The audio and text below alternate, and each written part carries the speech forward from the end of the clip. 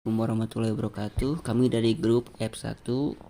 Di sini kami akan mempresentasikan proses booting dan eksplorasi command line interface.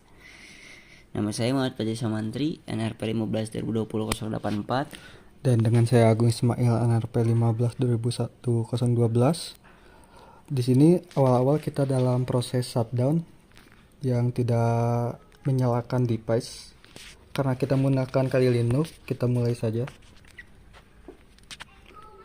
Di sini kita langsung memasuki bagian BIOS, dan di BIOS ini kita bisa melihat ada Kali GNU Linux itu untuk memasuki langsung ke Linux-nya.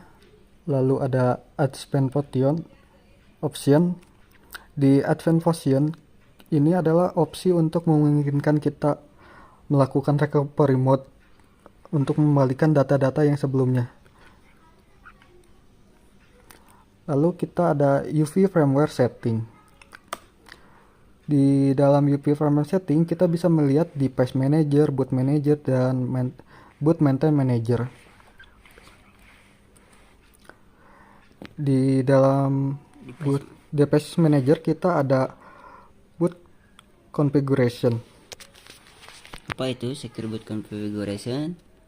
Opsi secure boot yang ada di sini disebutkan bagian fitur dari keamanan dalam firmware UEFI. Apa UEFI? Unified Extensible Firmware Interface. Secure boot memastikan bahwa hanya perangkat lunak terpercaya yang dapat dijalankan saat komputer booting. Ada mode standar masukin ke custom mode. Di sini ada PK option, KK option, DB option, DBX option, DBT option.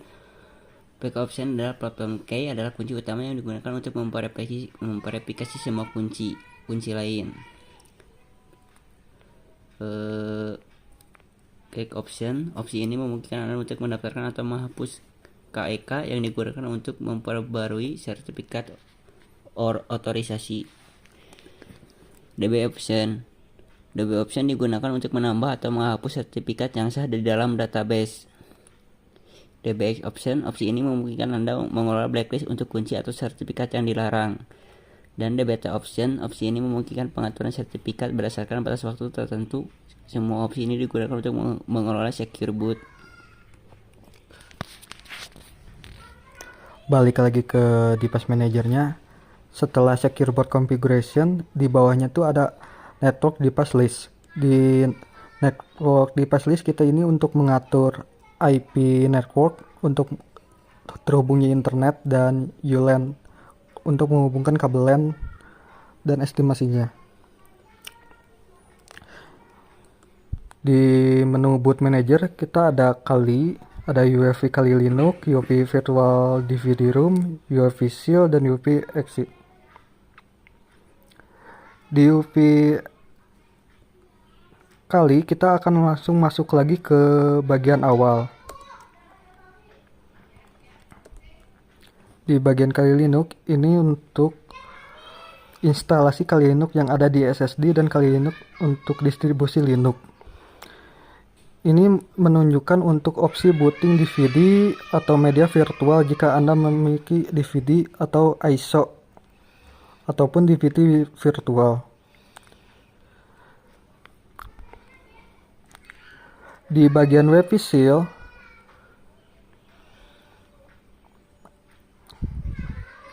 ini digunakan untuk menjalankan perintah mode UEFI. Ini berguna untuk pemrograman, pengujian, dan pengelolaan firmware UEFI. Opsi ini memungkinkan akses untuk ke sistem firmware UEFI.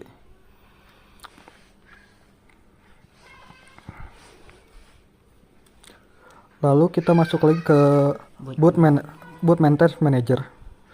Boot maintenance manager adalah antarmuka muncul pada sistem berbasis UEFI untuk membantu pengguna mengelola proses booting.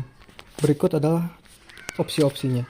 Ada boot option, di sini ada boot option, drive option, console option, boot from file. Kita pencet boot option. Opsi ini memungkinkan Anda untuk mengelola pengaturan booting sistem.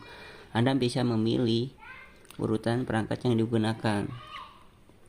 Di sini ada go back untuk balik lagi ke page sebelumnya, dan add boot option untuk menambahkan booting, dan delete untuk menghapus boot yang sudah ditambahkan, dan change boot untuk memilih boot yang sudah Anda masukkan dan tinggal memilihnya. Di driver boot, di sini Anda dapat menambahkan atau menghapus driver UEFI juga. Ini juga berguna untuk memuat driver tambahan yang diperlukan untuk mengakses perangkat tertentu sebelum sistem operasi sepenuhnya booting. Console option. Opsi ini mungkin Anda untuk mengakses antarmuka konsol atau sel UEFI yang memberikan kontrol lebih lanjut terhadap sistem firmware. Ada di sini langsung boot from file. Opsi ini mungkin Anda untuk memilih file tertentu di dalam sistem file yang ada untuk di booting. Biasanya ini digunakan booting dari file executable yang ada di dalam sistem.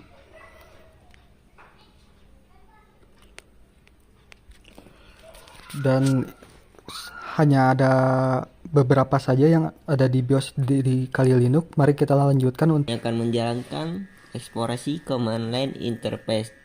Dengan mengetik ls akan muncul directory tersebut.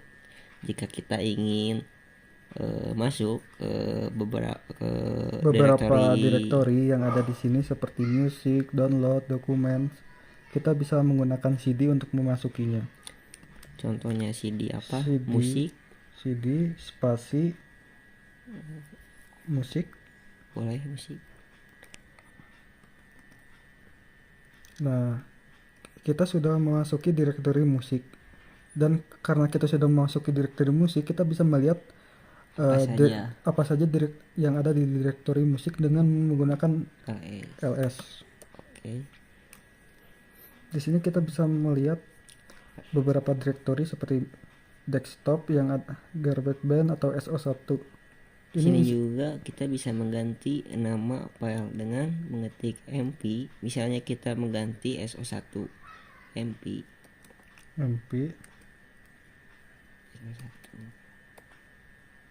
menjadi tugas. Oke, berhasil. Kita lihat lagi dan mengetik ls apakah berubah? Nah, oh iya, berubah. Dan di sini juga kita bisa membuat new filenya juga selain untuk merename dengan menuliskan kadir nama foldernya Apa ya? SO1 SO12 dan supaya berbeda. Mari kita lihat kembali. Oh iya, ada clear. Dan di CLI ini command interface kita bisa melihat waktu dengan mengetikkan time, ataupun kita bisa melihat hari dengan menuliskan date. Dan cukup sekian dari kami. Mohon maaf banyak sekali kekurangan. Saya Muhammad Fadil Samantri Dan saya Agung Ismail Wijaksono. Wassalamualaikum warahmatullahi wabarakatuh.